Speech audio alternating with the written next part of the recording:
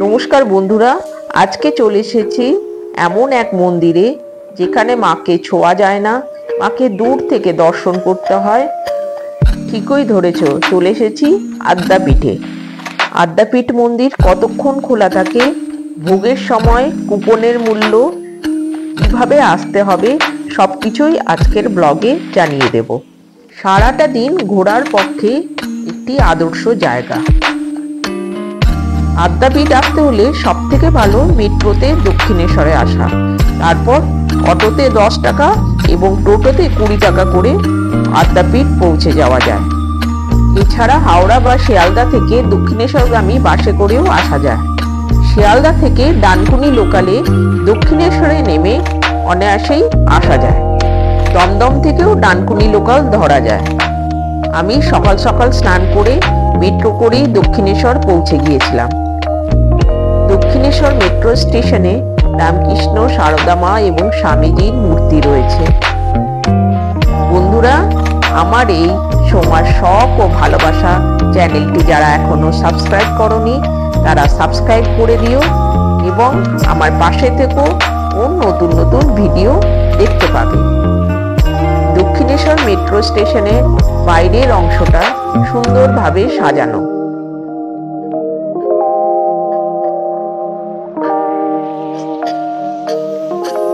অটোতে 10 টাকা দিয়ে চলে এলাম আদ্যা মায়ের মন্দিরে।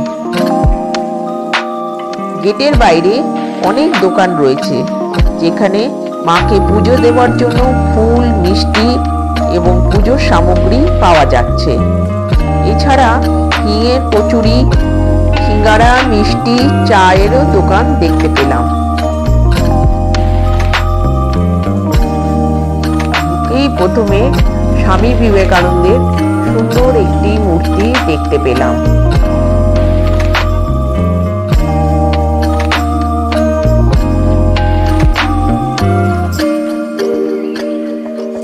মন্দিরের গেট দিয়ে ঢুকলেই আর ডান দিকে পড়বে আদ্যাপীঠ চ্যারিটেবল ডিসপেন্সারি এবং শঙ্কর জ্যোতি ইনস্টিটিউট।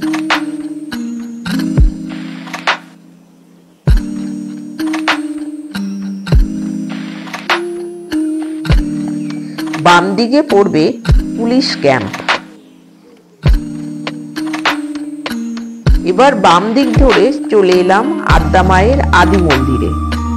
এই মন্দির সকাল 4টায় খুলে যায় এবং আমি 11ই জানুয়ারি শনিবার দিন গিয়েছিলাম, সেদিন সকাল 10টা পর্যন্ত খোলা ছিল।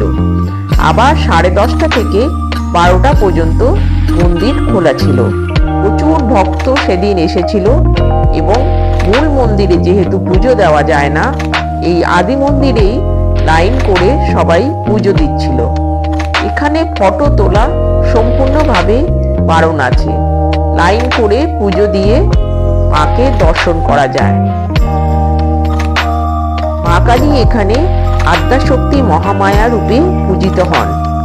উপরে রয়েছে রাধাকৃষ্ণের যুগল মূর্তি, মাঝখানে আদ্যা মায়ের মূর্তি এবং নিচে রামকৃষ্ণের ধ্যানমগ্ন মূর্তি রয়েছে। মায়ের এই আদি মন্দিরের বাম দিকে 3টি এবং ডান দিকে 3টি শিব মন্দির রয়েছে। আদ্যাপীঠ মূল মন্দিরটি লোহার গ্রিল দ্বারা চারদিক ঘেরাও করা আছে। এখানে মাকে ধূপ ও মোমবাতি দিয়ে আরতি করা হয়। মূল মন্দির খোলা থাকে সকাল 10:30টা থেকে 11টা এবং সন্ধ্যে 7টা থেকে 7:30টা। প্রচুর ভিড় হয়েছিল, মায়ের মুখ ঠিকমতো দর্শন করতে পারি। আদ্যাপীঠ মূলত 1915 সালে অন্নদাচরণ ভট্টাচার্যের অনুগামীদের দ্বারা প্রতিষ্ঠিত হয়েছিল। তবে এই বর্তমান মন্দিরটি তৈরি হয়েছে 1967 সালে। অন্নদাচরণ একদিন শ্রীরামকৃষ্ণের স্বপ্নাদেশ পান। স্বপ্নাদেশে শ্রীরামকৃষ্ণ তাকে ইডেন গার্ডেন্সে গিয়ে সেখানে ঝিলের পাশে নারকোল এবং পাকুড় গাছ থেকে কালী মূর্তি নিয়ে আসতে বলেন। অন্নদাশঙ্কর সেখানে যান এবং ঝিলের পাশ থেকে 18 ইঞ্চি আদ্যা মায়ের কোষ্ঠী পাথরের মূর্তি পান। সেদিন ছিল রামনবমী তিথি।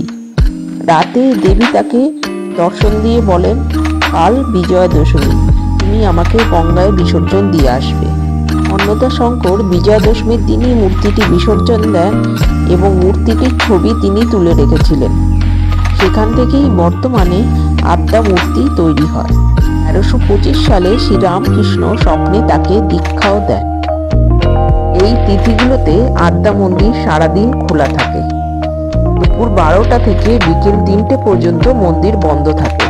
অন্যান্য দিন সকাল 10:30 থেকে 11টা পর্যন্ত, সন্ধ্যে 7টা থেকে 7:30 পর্যন্ত খোলা থাকে। এই নাট মন্দির, এখান থেকেই মাকে দর্শন করতে হয়।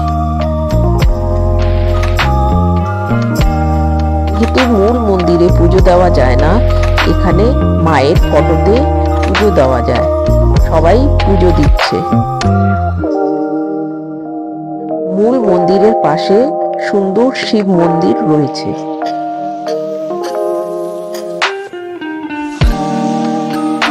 এদিকটায় পানীয় জল ও টয়লেট রয়েছে। মন্দিরের চারপাশ সুন্দরভাবে সাজানো আছে। এটা অতিথি নিবাস।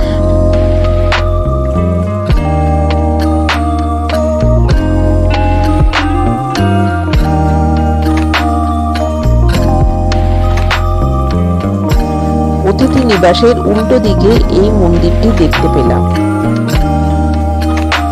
মন্দিরের ভেতরটা তোমাদের ভিডিও করে দেখাচ্ছি। নানান দেবতাদের ফটো দিয়ে সুন্দরভাবে চারিদিক সাজানো হয়েছে।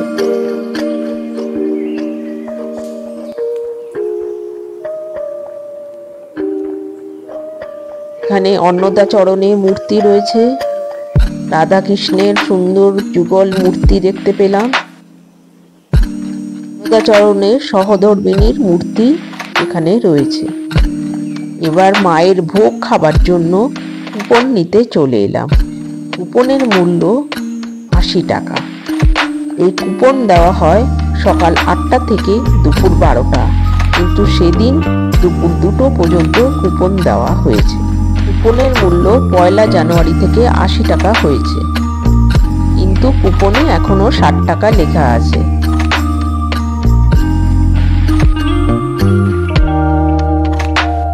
এখানে জুতো রেখে খাবার জায়গায় চলে এলাম। একসঙ্গে একটা ঘরে বহু মানুষ খেতে বসতে পারে। এখানে 8 রকমের প্রসাদ দেওয়া হয়।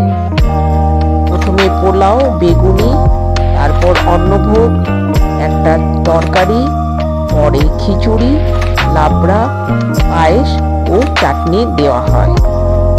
প্রসাদ বাড়িতে আনারও সুবন্দোবস্ত আছে। কুপন কেটে কন্টেনারের সাহায্যে বাড়িতে আনা যায়। এই কন্টেনার কুপন যেখানে দেওয়া হয় সেখানেই কিনতে পাওয়া যায়, কিংবা বাইরে থেকেও কিনে নিয়ে আসা যায়।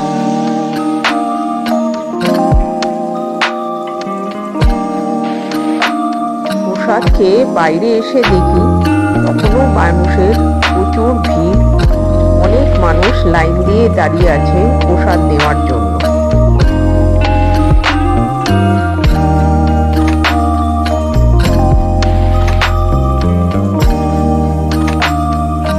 প্রসাদ খেয়ে এবার দক্ষিণেশ্বর মন্দিরে চলে এলাম। দক্ষিণেশ্বর মন্দিরেও দেখলাম প্রচুর ভিড়, প্রচুর মানুষ ভারতের বিভিন্ন প্রান্ত থেকে এখানে এসেছে। দক্ষিণেশ্বর মন্দির চত্বরেও মোবাইল নিয়ে যাওয়া যায় না, কোনো রকম ফটো ভিডিও করা যায় না। আমি বাইরে থেকে মন্দির এবং চারিপাশটা ভিডিও করে নিলাম। দক্ষিণেশ্বর মন্দির সকাল 6টা 6:30টার মধ্যে খুলে যায় এবং দুপুর 12:30টায় বন্ধ হয়ে যায়। আবার বিকেল 3:30টায় খোলে, রাত 8টায় বন্ধ হয়ে যায়। দক্ষিণেশ্বর মন্দির ঘুরে এবার বাড়ি ফেরার পালা। আবার মেট্রো করে বাড়ি চলে এলাম। আজকে তাহলে এই পর্যন্তই। তোমাদের আদ্যাপীঠ মন্দির, মন্দিরের পরিবেশ এবং দক্ষিণেশ্বর মন্দিরের কিছু অংশ দেখালাম। ভিডিওটা যদি ভালো লাগে লাইক কমেন্ট করে দিও, বন্ধুদেরকে শেয়ার করে দিও, নতুন যারা দেখছো চ্যানেলটা সাবস্ক্রাইব করে দিও। সবাই ভালো থেকো, সুস্থ থেকো, আনন্দে থেকো। আবার দেখা হবে নতুন একটা ভিডিওতে।